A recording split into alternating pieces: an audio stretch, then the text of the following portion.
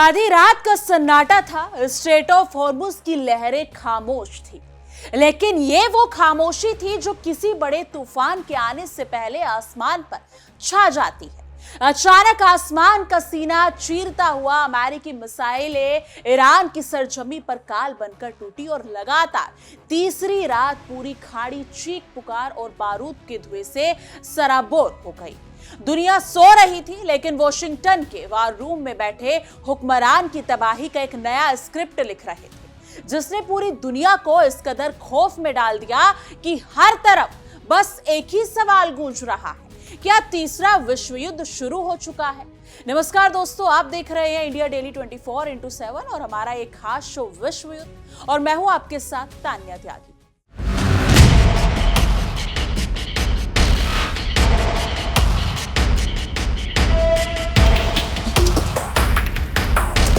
वो कहते हैं ना, विनाश काले विपरीत बुद्धि, और आज अमेरिका की इस आक्रामक सनक को देखकर यह कहावत अक्षरश सच साबित हो रही है, क्योंकि वॉशिंगटन ने जलते हुए मिडिल ईस्ट पर तेल छिड़कने का काम किया है। लोकतंत्र का मुखौटा पहनकर दुनिया भर में शांति का उपदेश देने वाला ये मुल्क आज खुद बारूद की सबसे बड़ी दुकान खोलकर बैठ गया है।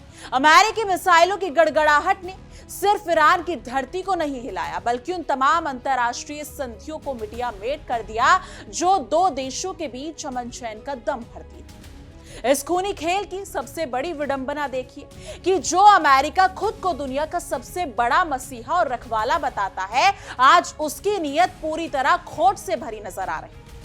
हॉर्मुज के उबलते पानी ने यह साफ कर दिया है कि जब सुपर पावर के सर पर सत्ता और ताकत का नशा चढ़ता है तो वो किसी भी हद तक गिर सकता है। वॉशिंगटन की इस मिसाइल डिप्लोमेसी ने वैश्विक अर्थव्यवस्था की कमर तोड़ने का पूरा बंदोबस्त कर दिया है और दुनिया भर के शेयर बाजारों में कोहराम मच गया है।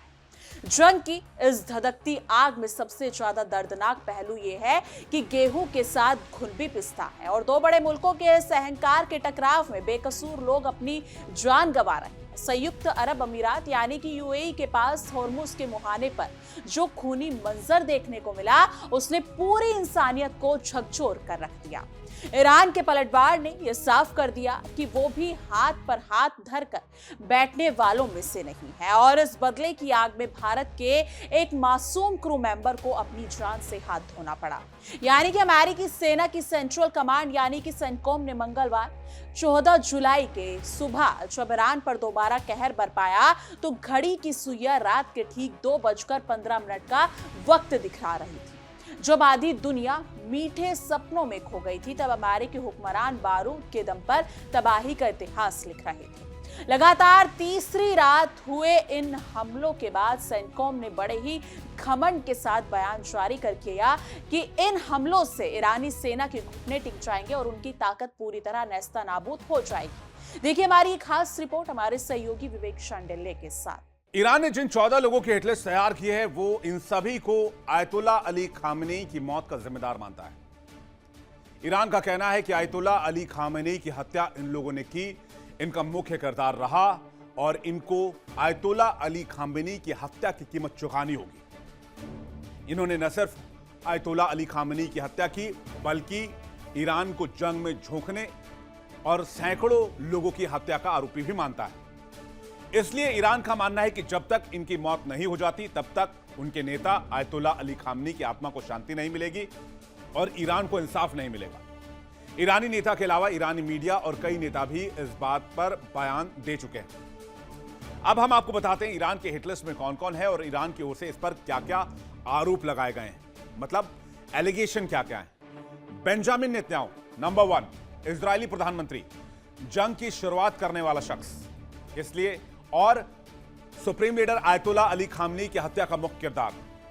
डोनाल्ड ट्रंप, अमेरिकी राष्ट्रपति, ईरान का सबसे बड़ा दुश्मन और खामेनी का हत्यारा। इस्राइल काद्स, इस्राइल के रक्षा मंत्री। हिजबुल्लाह और ईरान जंग में मुख्य भूमिका। ब्रॉक कूपर, अमेरिकी नौसेना के कार्यवाहक सचिव, ईरान में हमला करने वाला। पीट हेग्सेथ, अमेरिका के रक्षा मंत्री, ईरान के खिलाफ ऑपरेशन करने का आरोप और खामेनी का हत्यारा। मार्को रूबियो, अमेरिका के विदेश मंत्री, दबाव, कड़े प्रतिबंध, ईरान के खिलाफ जंग और खामेनी का हत्यारा। माइक हकाबी इजराइल में अमेरिका के राजदूत, इजराइल के पक्ष में अमेरिकी रुख को मजबूत करने का आरोप। Eyal Zamir IDF chief of staff, Iran और सहयोगियों के खिलाफ जंग छेड़ने का आरोप और खामेनेई की हत्या का आरोप। जॉर्जिया मेलोनी इटली के प्रधानमंत्री, ईरान पर हमले के लिए यूएस को एयर बेस देने का आरोप।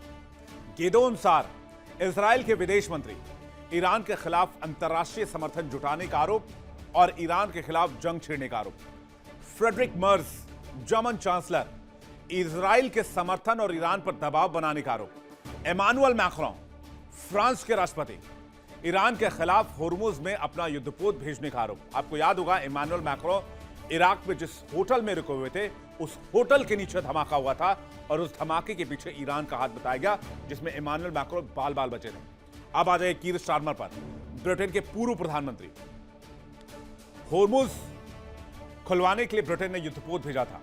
लिंडसे ग्राहम अमेरिकी सीनेटर, ईरान के खिलाफ जंग का समर्थन और भड़काऊ बयानबाजी और आयतुल्ला अली खामेनी की हत्या में मुख्य किरदार निभाने का आरोप। और लिंडसे ग्राहम की मौत हो चुकी है, जिसमें दुनिया भर की हेडलाइन है कि लिंडसे ग्राहम की मौत के पीछे केजीबी और ईरानी खुफिया एजेंसी, यानी इस हिटलिस्ट का एक जो किरदार है वो जा चुका है। कैसे मारा गया, कब मरा, किस तरह से मौत हुई, हत्या की गई, अभी तक खुलासा नहीं हो पाया। लेकिन जितने डॉट्स आज मैंने वर्ल्ड नाउ में कनेक्ट किए हैं, उससे मौत पर सवाल है। ये एक आम मौत नहीं है, इसके पीछे कॉन्स्पिरेसी है, हत्या की कॉन्स्पिरेसी। अब सवाल यह है, या तो ईरान ने कराया, या रूस ने कराया, या फिर दोनों ने कराया। दोनों ने मिलकर लिंडसे ग्राहम को निपटाया और लगातार सवाल उठ रहे हैं।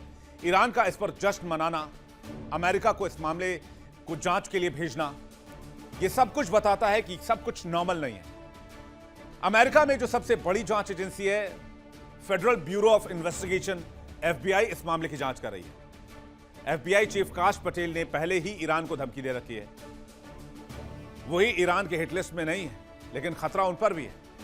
यानी जो अमेरिका चाहता था कि ईरानी नेताओं को निपटाकर रेजिम चेंज कर देगा, अब उन्हीं अमेरिकी लीडर्स पर सबसे बड़ा खतरा है। कयास ये लगाए जा रहे हैं कि ईरान ने स्लीपर सेल एक्टिव कर दिया है और फिल्म धुरंधर की तरह ईरान के दुश्मनों को निपटाने का काम शुरू कर दिया गया है। आपको याद होगा डोनाल्ड ट्रंप कई बार ये बयान दे चुके हैं, उनकी जान को खतरा है। आपको ट्रंप का वो बयान सुनवाते हैं। No, I'm number one on the kill list for Iran. They're lovely people. I'm number one. So I don't know. I can't tell you that, but I don't really care because I'm doing my job and I'm doing it, I hope, better than anybody's ever done it. खुद कबूल कर रहे हैं कि Iran की किल list में वो number 1 पर हैं। उधर अमेरिका लिंडसे ग्राहम की मौत पर शोक जता रहा है, लेकिन ट्रंप ने आदेश दे दिया है कि शोक के कारण अमेरिका में झंडा झुका रहेगा। एक तरफ अमेरिका के राष्ट्रपति डोनाल्ड ट्रंप शांति का झूठा राग अलापते हुए कहते हैं कि तेहरान के साथ समझौता अभी भी मुमकिन है, तो दूसरी तरफ उनके असली चेहरे तब बेनकाब हो जाते हैं जब वो खुलेआम गीदड़ भभकी देते हैं। एक इंटरव्यू में ट्रंप ने बड़े ही अहंकार के साथ कहा कि हम आज रात भी उन पर बहुत जोरदार हमला करेंगे और कल भी जोरदार हमला करेंगे। यानी अब अमेरिका लुके छिपे नहीं, बल्कि डंके की चोट पर अंतर्राष्ट्रीय संप्रभुता की धज्जियां उड़ाने का ऐलान कर रहा है। ईरान ने भी ये साफ कर दिया कि वो दूध का जला और अब छाछ भी फूक फूक कर पिएगा, इसलिए वो इस अमेरिकी दादागिरी के आगे कतई घुटने को टेकने को तैयार नहीं होने वाला है। मंगलवार सुबह जैसे ही अमेरिकी मिसाइलें ईरान के सैन्य ठिकानों पर गिरी, ईरान ने भी अपने तरकश से क्रूज मिसाइलें निकाल ली और हॉर्मुज के पानी में 2 बड़े जहाजों को निशाना बना डाला। यानी कि यूएई के रक्षा मंत्रालय ने सोशल मीडिया प्लेटफॉर्म एक्स पर इस बात की पुष्टि की कि उनके तेल टैंकरों पर यह हमला बेहद घातक था।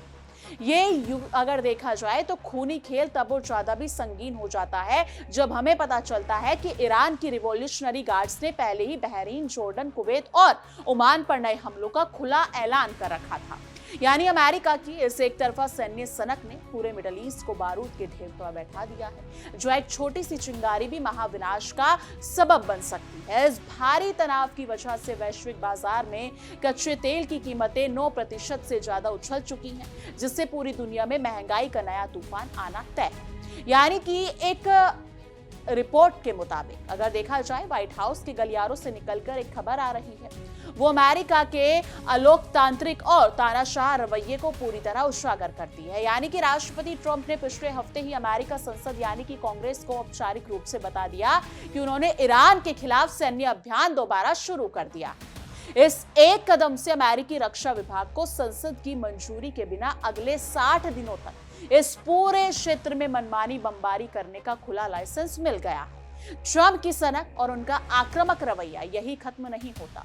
उन्होंने ईरान की सबसे सुरक्षित मानी जाने वाली नतांज परमाणु साइट्स को भी मटियामेट करने की सीधी और खुली धमकी दे डाली है। यानी कि अगर देखा जाए तो पिएक्ट माउंटेन की अथाह गहराइयों में बनी इस साइट को लेकर पश्चिमी खुफिया एजेंसियों का दावा है कि वहां अघोषित रूप से यूरेनियम संवर्धन की नई तकनीक पर काम चल रहा है। अमेरिका इस बात से पूरी तरह बौखलाया हुआ है कि कोई दूसरा देश उसकी मर्जी के बिना परमाणु शक्ति बनने की हिमाकत कैसे कर सकता है। अब अपनी ताकत के नशे में चूर डोनाल्ड ट्रंप ने social media platform truth social पर एक ऐसा ऐलान कर दिया जिसने अंतर्राष्ट्रीय समुद्री कानूनों का सरेआम मुखौल उड़ाकर रख दिया है। उन्होंने लिखा कि अब से अमेरिका को हॉर्मुज का गार्जियन यानी कि असली रखवाला कहा जाएगा और इस रास्ते में गुजरने वाले हर एक व्यापारिक जहाज पर 20% टैक्स यानी कि टोल टैक्स लगाया जाएगा। ये वही अमेरिका है जो कल तक अंतर्राष्ट्रीय समुद्र में मुक्त व्यापार की वकालत करते नहीं थकता था, लेकिन आज मौका मिलते ही खुद सबसे बड़ा रंगदार बन बैठा। ट्रंप के इस तानाशाही आदेश के तुरंत बाद अमेरिकी सेना की सेंट्रल कमांड ने घोषणा कर दी कि मंगलवार रात 8 बजे देखा जाए तो GMT से ईरान के सभी बंदरगाहों की पूर्ण नाकेबंदी शुरू कर दी जाएगी। अमेरिका चाहता है कि वो ईरान का ताना अगर देखा जाए तो अमेरिका काफी लंबे समय से तानाशाह बना हुआ है और वो चाहता है कि ईरान का दाना पानी पूरी तरह से बंद कर दे, भले ही इसके लिए उसे पूरी दुनिया के व्यापार और सुरक्षा को दांव पर क्यों ना लगाना पड़े। वॉशिंगटन का ये अड़ियल रवैया साफ करता है कि उसे वैश्विक शक्ति की कोई परवाह नहीं। अमेरिकी राष्ट्रपति के इस बचकाने और गैर कानूनी टोल वाले बयान पर ईरान के विदेश मंत्री अब्बास अरागची ने पलटवार करने में रत्ती भर भी देर नहीं की और कूटनीतिक स्तर पर उनकी धज्जियां उड़ा दी। उन्होंने सोशल मीडिया पर ट्रंप का मजाक उड़ाते हुए लिखा कि अमेरिकी राष्ट्रपति की ये बात बिल्कुल सही है कि जो सुरक्षा दे उसे पैसा मिलना चाहिए, लेकिन इसके साथ ही उन्होंने तंज कसा कि तेहरान इस रास्ते से गुजरने वाले जहाजों से अमेरिका के मुकाबले बहुत कम टैक्स वसूलेगा क्योंकि 20% का टोल तो सरेआम डकैती है। इतिहास इस बात का गवाह है कि अमेरिका हमेशा से स्ट्रेट ऑफ हॉर्मुज पर ईरान द्वारा किसी भी तरह का टैक्स या टोल लगाने का कड़ा विरोध करता आया था और इसे अंतर्राष्ट्रीय नियमों के खिलाफ बताता था। अंतर्राष्ट्रीय कानून भी किसी देश को इस तरह के वैश्विक समुद्री रास्तों पर जबरन शुल्क वसूलने की कतई इजाजत नहीं देते, लेकिन जब बात अमेरिका के खुद के आर्थिक फायदे और धोस की आती है तो वो अपना काम बनता भाड़ में जाए जनता वाली नीति पर चलते हुए वो खुद ही टोल टैक्स वसूलने खड़ा हो गया है। हॉर्मुज का ये समुद्री रास्ता कोई आम जलमार्ग नहीं, ये पूरी दुनिया को आर्थिक लाइफलाइन है जहां से रोजाना करोड़ों बैरल कच्चे तेल की सप्लाई दुनिया के कोने कोने में की जाती है। इस रास्ते पर तनाव बढ़ने और अमेरिकी नाकेबंदी का सीधा मतलब है कि वैश्विक अर्थव्यवस्था को सीधे वेंटिलेटर पर डाल देना। वॉशिंगटन में बैठे नीति निर्माताओं को शायद इस बात का रत्ती भर भी अंदाजा नहीं कि उनकी सैन्य सनक की चिंगारी खुद उनके अपने देश को भी भारी मंदी की गर्द में धकेल सकती है। इस पूरे खूनी और सियासी घटनाक्रम में भारत जैसे शांति प्रिय देश को भी अपनी लपेट में ले लिया गया है, जो कि बेहद चिंताजनक और निंदनीय है। हमारे एक नागरिक की मौत और 8 लोगों का घायल होना इस बात का पुख्ता सबूत है कि अमेरिका की बोई हुई बारूद की फसल का दंश पूरी दुनिया के निर्दोष लोगों को झेलना पड़ रहा है। वॉशिंगटन की तरफ से लगातार की जा रही भारी बमबारी ने ईरान को इस कदर आक्रामक कर दिया कि अब वो खाड़ी से गुजरने वाले हर जहाज को शक की निगाह से देख रहा है।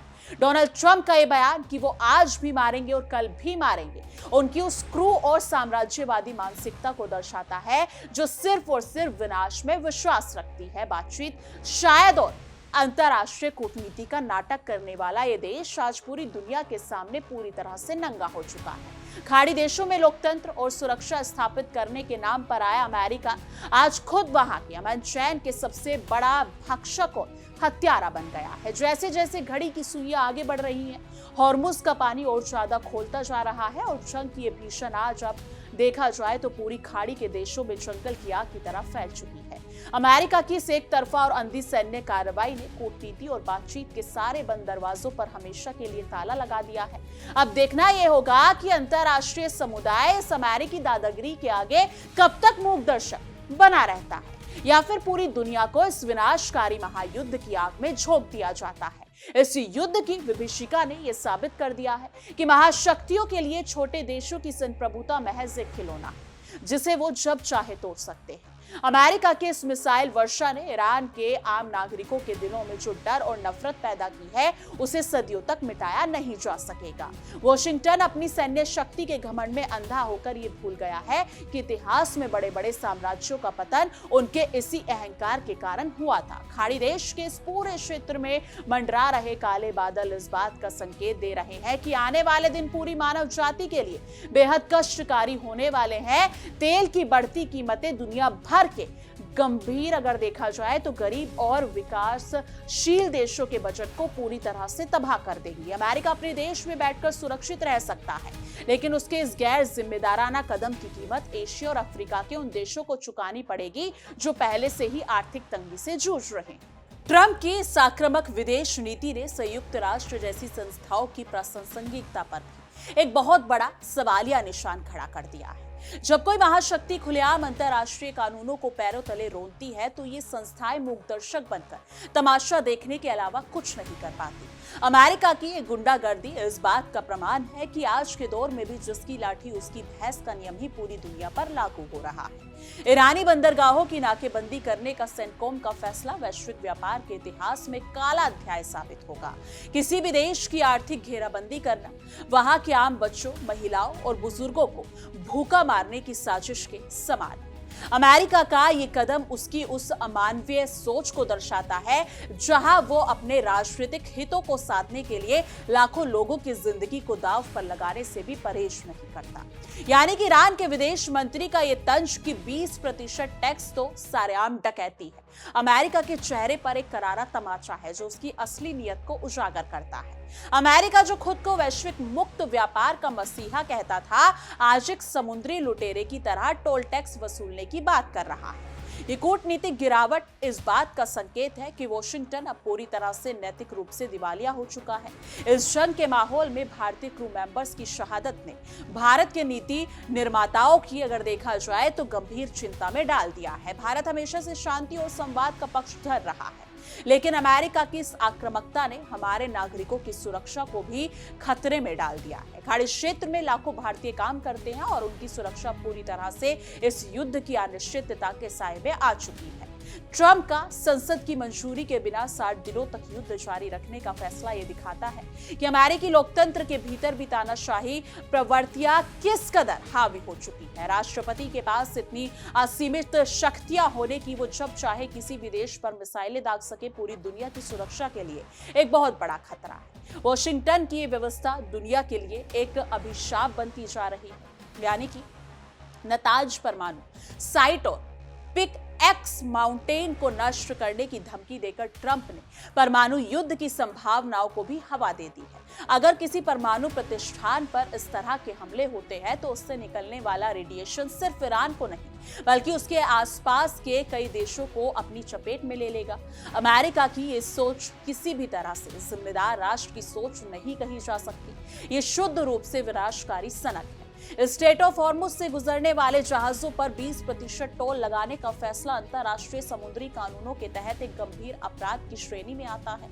समुद्र किसी एक देश की बपोती नहीं है, ये पूरी मानवता की साझी विरासत है। लेकिन अमेरिका अपने बाहुबल के दम पर इस साझी विरासत पर अपना कब्जा जमाना चाहता है, जो कि पूरी दुनिया के लिए एक बेहद खतरनाक और चिंताजनक संकेत है।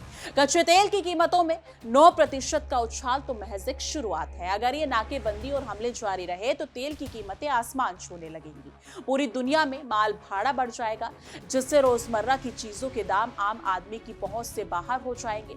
अमेरिका की इस मिसाइल सनक का खामियाजा दुनिया में हर व्यक्ति भुगतेगा जो सुबह उठकर काम पर जाता है। ईरान की रिवॉल्यूशनरी गार्ड द्वारा बहरीन, कुवैत और ओमान पर हमलों की घोषणा ये दर्शाती है कि ये युद्ध अब किसी एक देश तक सीमित नहीं रहने रहने वाला। ये पूरी खाड़ी को अपनी चपेट में ले लेगा और मिडिल ईस्ट का पूरा नक्शा ही बदल के रख देगा। अमेरिका ने एक ऐसी पंडोरा बॉक्स खोल दिया है जिसे बंद करना अब उसके खुद के बस की बात नहीं रह गई है। यानी कि ट्रंप का ये कहना कि उन्हें बता दो कि हम आ रहे हैं और वो इसे रोकने के लिए कुछ नहीं कर सकते, एक ऐसा अहंकारी शासक की भाषा है जो खुद को भगवान समझने की भूल कर बैठा है। इतिहास गवाह है कि जब जब किसी शासक ने इस तरह का घमंड दिखाया है उसे वक्त ने बहुत ही क्रूर सबक सिखाया है। अमेरिका का ये घमंड भी एक दिन उसी खाड़ी के पानी में डूब जाएगा। इस पूरे संकट के दौरान पश्चिमी मीडिया का रवैया भी बेहद पक्षपातपूर्ण रहा है, जो हमेशा अमेरिकी हमलों को जायज ठहराने की कोशिश करता है। वो ईरान के पलटवार को तो आतंकवाद बताते हैं, लेकिन अमेरिका द्वारा लगातार 3 राष्ट्रों को दी जा रही बमबारी को आत्मरक्षा का नाम देते हैं। ये पाखंड और दोहरा मापदंड ही आज की दुनिया की सबसे बड़ी त्रासदी बन चुका है। यूएई के तेल टैंकरों को यानी कि मोमबासा और अल बहियाए पर हुआ हमला ये दिखाता है कि अब इस क्षेत्र में कोई भी जहाज सुरक्षित नहीं है। जब अंतरराष्ट्रीय जलमार्ग असुरक्षित हो जाते हैं तो वैश्विक व्यापार पूरी तरह से ठप हो जाता है। अमेरिका जो खुद को इस रास्ते का गर्जियान घोषित कर रहा है, उसकी नाक के नीचे ये हमला उसकी सैन्य विफलता को ही बयां करते हैं। ये युद्ध इस बात का भी गवाह है कि कैसे एक व्यक्ति की सनक और राजनीतिक महत्वाकांक्षा पूरी दुनिया को विनाश की कगार पर ला सकती है। ट्रंप अपनी घरेलू राजनीति को चमकाने और अपनी गिरती साख को बचाने के लिए इस युद्ध का सहारा ले रहे हैं। अमेरिकी नागरिकों को भी ये सोचना होगा कि क्या उनके राष्ट्रपति की ये सनक उनके देश के हित में है या नहीं। ईरान ने भी ये दिखा दिया है कि वो कमजोर की जोरू सबकी भाभी नहीं बनने वाला। वो एक प्राचीन सभ्यता है और अपनी रक्षा करना बखूबी जानता है। अमेरिका अगर ये सोचता है कि वो मिसाइलों के दम पर ईरान को झुका देगा तो ये इसकी बहुत बड़ी भूल होगी। यानी कि वियतनाम और अफगानिस्तान का इतिहास गवाह है कि अमेरिका को हमेशा ऐसी जगहों पर मुंह की खानी पड़ी है। लेकिन वैश्विक बाजारों में जो डर का माहौल बना हुआ है, इसने निवेशकों के करोड़ों डॉलर स्वाहा कर दिए हैं। अनिश्चितता का ये माहौल दुनिया भर के उद्योगों को ठप कर देगा, जिससे बड़े पैमानों पर बेरोजगारी फैलने का खतरा बढ़ गया है। अमेरिका की इस मिसाइलबाजी ने दुनिया को एक ऐसे आर्थिक मंदी के दौर में धकेल दिया है जिससे उभरने में सालों लग जाएंगे। वॉशिंगटन की सैन्य कार्रवाई ने संयुक्त राष्ट्र सुरक्षा परिषद के खोखलेपन को एक बार फिर दुनिया के सामने लाकर रख दिया है। महाशक्तियां जब चाहे इसके प्रस्तावों को ठंडे बस्ते में डाल देती हैं और अपनी मर्जी से युद्ध शुरू कर देती हैं। इस व्यवस्था में सुधार की मांग अब और भी तेज हो गई है, क्योंकि ये पूरी दुनिया की सुरक्षा करने में अगर देखा जाए तो पूरी तरह नाकाम साबित हुई है। भारतीय क्रू मेंबर के परिजनों पर जो दुखों का पहाड़ टूटा है, उसकी भरपाई ना तो अमेरिका कर सकता है और ना ही ईरान। ये नुकसान कभी ना पूरा होने वाला है। दुनिया के नेताओं को ये समझना होगा कि उनके एक फैसले से हजारों मील दूर बैठे किसी परिवार का चिराग हमेशा के लिए बुझ जाता है। युद्ध कभी भी किसी समस्या का स्थायी समाधान नहीं हो सकता। यानी कि ट्रंप द्वारा ईरान के बंदरगाहों की नाकेबंदी का आदेश अंतरराष्ट्रीय मानवतावादी कानूनों का भी उल्लंघन है। इस नाकेबंदी से दवाइयों और खाद्य पदार्थों की आपूर्ति भी बाधित होगी, जिससे ईरान के आम नागरिकों यानी कि उनको भारी दिक्कतों का सामना करना पड़ेगा। अमेरिका की ये नीति सीधे तौर पर आर्थिक आतंकवाद की श्रेणी में आती है, जो बेहद निंदनीय है। स्ट्रेट ऑफ हॉर्मुज की लहरों से उठने वाला ये बारूदी धुआं इस बात का गवाह है कि दुनिया आज भी ताकत के बल पर चलती है, न्याय और कानून के बल पर नहीं। अमेरिका ने जो मिसाइल कायम की है, वो आने वाले समय में बाकी के देशों को भी इस तरह की आक्रामकता दिखाने के लिए प्रेरित करेगी, जिससे पूरी दुनिया में अराजकता का माहौल पैदा हो जाएगा। अब समय आ गया है कि दुनिया के सभी शांति प्रिय देश एक साथ आए और अमेरिका की इस खुली गुंडागर्दी और दादागिरी के खिलाफ आवाज उठाए। अगर आज वॉशिंगटन को नहीं रोका गया तो कल वो किसी और देश को अपनी सनक का शिकार बनाएगा। हॉर्मुज के इस जलते हुए पानी को शांत करने का एकमात्र रास्ता यही है कि अमेरिका तुरंत अपनी सेनाओं को पीछे हटाए और कूटनीति को एक मौका दे, वरना इतिहास उसे कभी माफ नहीं करेगा। लेकिन इस मुद्दे पर आपकी क्या कुछ राय है, कमेंट सेक्शन में जरूर साझा कीजिएगा। बाकी देश और दुनिया की तमाम बड़ी खबरों के लिए देखते रहिए इंडिया डेली 24x7 और हमारा एक खास शो विश्व युद्ध।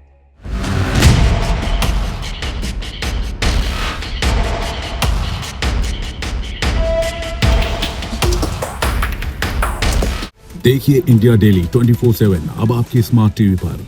इंडिया डेली मौजूद है सभी डिजिटल प्लेटफॉर्म पर लाइव और लगातार। इंडिया डेली 24/7 हर दिन राष्ट्र को समर्पित।